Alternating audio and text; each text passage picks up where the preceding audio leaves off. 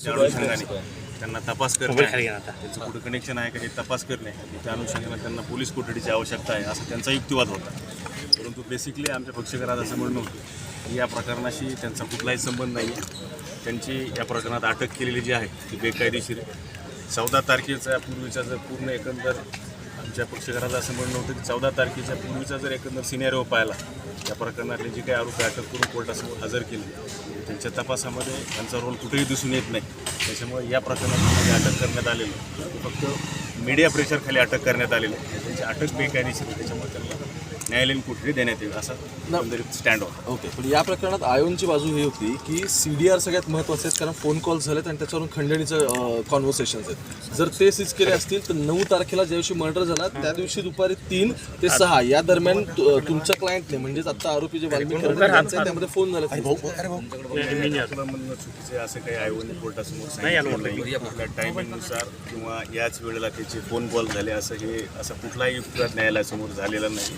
CDRच्या अनुषंगानं त्यांना तपास करायचा आहे. कॉल झाले किंवा कसे त्याची त्यांना तपासणी करायची आहे. त्याच्यासाठी त्यांना कोठडीची आवश्यकता आहे असा विषय कोर्टासमोर.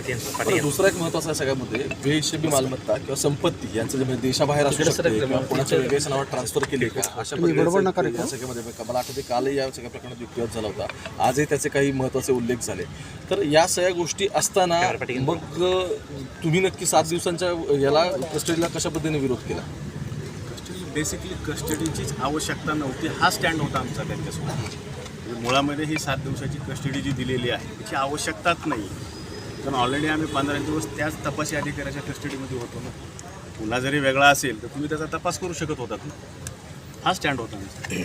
पण तुम्ही म्हणजे कालही मी डिफेन्स या सगळ्यातला पाहिला की तुमचं म्हणणं आहे वारंवार तेच ग्राउंड्स दिले जातात कस्टडी घेण्यासाठी. पण मग यातला जो मालमत्तेच्या संदर्भातला विषय असेल किंवा CDRचा विषय असेल हा तर याच्या आधीपेक्षा वेगळ्या गोष्टी कन्सिडर केल्या जातील, कारण त्याच्यावर तो खटला उभा राहू शकतो का? सांगता येत नाही. मालमत्तेच्या संदर्भातला जो विषय आहे, मालमत्ता कुणाची आहे, कुठं आहे, हे एका क्लिकवर रजिस्ट्री ऑफिसवर तुम्हाला भेटू शकतो. त्याला आरोपीची आवश्यकता नाही.